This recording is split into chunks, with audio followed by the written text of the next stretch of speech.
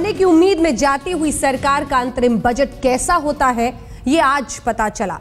10 साल में जिसे भी जनता अपने फूटे हुए मुकद्दर की तरह माथे से लगाने को मजबूर होती रही, उसे फूल बना दिया वित्त मंत्री ने।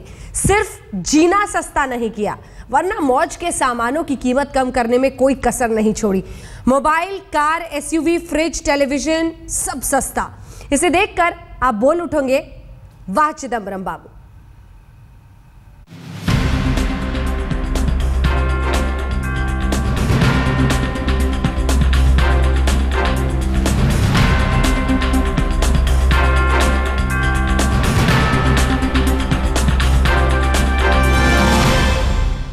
Ten years ago, we produced 213 million tons of food grains.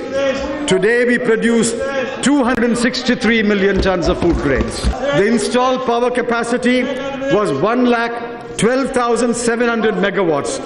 Today, it is 2,34,600 megawatts. Car पर उपकार कि सड़क पर सरकार, कि साबुन लगा लो, सिगरेट सुलगा लो, कि फ्रिज का ठंडा, मोबाइल का डंडा, कि उड़ा लो एसयूवी। तन निर्मल रहे इसलिए साबुन सस्ता, मन निर्मल रहे इसलिए टीवी सस्ता, जीवन शीतल रहे तो फ्रिज सस्ता ले लो, सरकार की बात न बिगड़े इसलिए देसी मोबाइल सस्ता, नौजवान के लिए बाइक सस्ती, उनके लिए कार सस्ती, अपने लिए एसयूवी सस्ती। सर जी, बजट की अटैची देख के ही डर जाता था आदमी। लगता था अंदर एटम बम की चाबी होगी, अंदर जाके मारेंगे धाए धाए। खाना महंगा, पीना महंगा, चाय महंगी, चीनी महंगी, दवाई महंगी, पढ़ाई महंगी, जूता महंगा, जिंदगी महंगी, यही तो होता था। लेकिन इस बार तो उफ, बाकी छोड़िए, फिक्र को धुएं में उड़ाने वाली सिगरेट तक महंगी नहीं की। वाह चिदम्बरम बाबू, बढ़िया है। चिदम्बरम को भी पता है कि लोगों के मन में इस सरकार के खिलाफ गुस्सा है, और उस गुस्से की सबसे बड़ी वजह है महंगाई और भ्रष्टाचार। आज कुछ चीज़ों की कीमतें कम करके सरकार ने महंगाई के मारे लोगों के जख्मों पर कुछ मरहम लगाने की कोशिश की है, लेकिन सबको ये बात समझ में आ रही है कि सरकार को उनके तकलीफ़ों की याद तब आई है जब चुनाव सिर पर हैं। ऐसे में बजट के इस तोहफे से कितने वोट मिलेंगे ये कहना मुश्किल है। अमिताभ सिन्हा के साथ बालकृष्ण, दिल्ली आज तक। जी हाँ, चमका दिया पी चिदम्बरम ने, लेकिन विपक्ष ने इसे चुनावी चाल कहकर मजा ही किरकिरा कर दिया।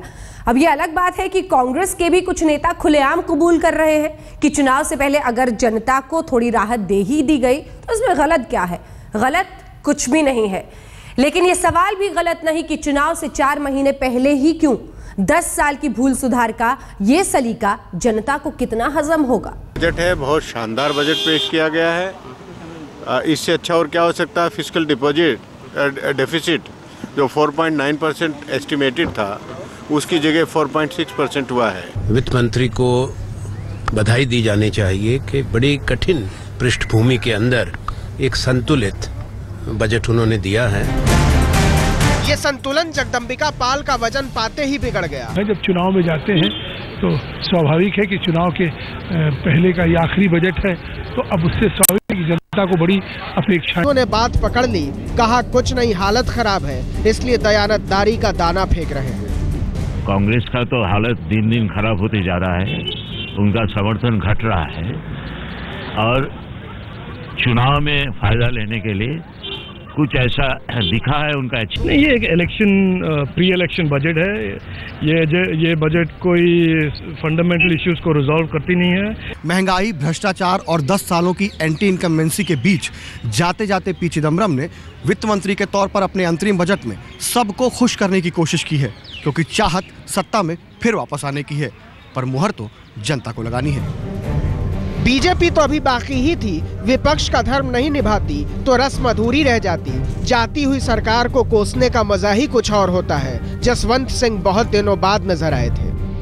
ये अंतरिम नहीं है, चुनावी है घोषणाएं, और इसका दुख ये तो वित्त मंत्री जी को स्वयं करना है कि अंतरिम को अंतरिम की मर्यादाओं के तक ही रखें।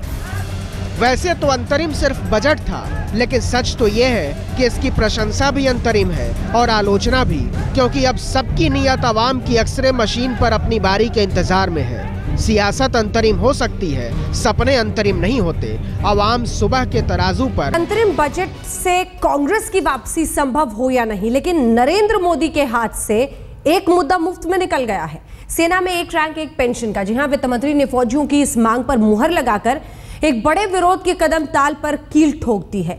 4 महीने के इस इंतजाम पर कारोबारियों ने भी चुटकी ली है, किसी तरह काम चला रहे कुनबों ने भी।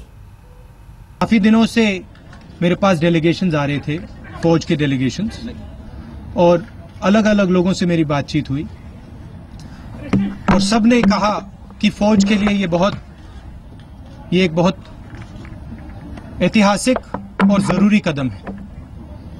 फौज के लोग हिंदुस्तान के लिए तैनात रहते हैं, खड़े रहते हैं, आज भी खड़े हैं, पहाड़ों पे खड़े हैं। हमारा फर्ज बनता है कि हम उनकी पूरी मदद करें। ये भी दांव चल ही दिया। एक रैंक एक पेंशन जमाने से मांग रहे थे फौजी। इतने साल गुजर गए लेकिन याद नहीं आई। याद आई अंतरिम बजट में। चलिए याद तो आई, नरेंद्र मोदी के हाथ से एक और मुद्दा छीन लिया। मैं आज सार्वजनिक रूप से देश के सेना के जवानों की तरफ से, देश की सेना के पूर्व जवानों की तरफ से भारत सरकार से मांग करता हूं कि 1 रैंक 1 पेंशन के संबंध में क्या स्थिति है, उसका व्हाइट पेपर घोषित करें। मतलब खाली जमीन में खोज खोज के खूंटा गाड़ा है चिदम्बरम ने, कहीं कोई छेद न रह जाए। बजट के लिफाफे से सबके लिए लेमन जूस निकला, वो भी सतरंगे स्वाद वाला। पता नहीं कौन सा देवता किस प्रसाद से प्रसन्न हो। वैसे ही इस बार बहुत मुश्किल है, किसी का श्राप नहीं चाहिए।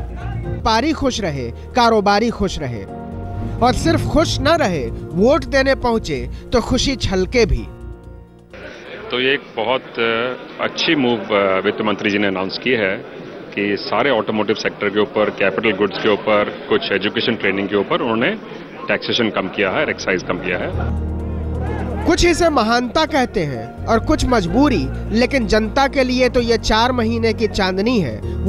और मैं समझता हूं कि हर भारतीय जनता पार्टी के पदाधिकारी को, सांसद को ये बजट की प्रति हमेशा साथ रखनी चाहिए कि क्या उन्होंने दुर्दशा बनाई थी हिंदुस्तान की, और यूपीए 1 और यूपीए 2 के दौरान में हिंदुस्तान में कितनी प्रगति हुई है। और इसी के साथ 9 बजे की खबरों में इतना ही।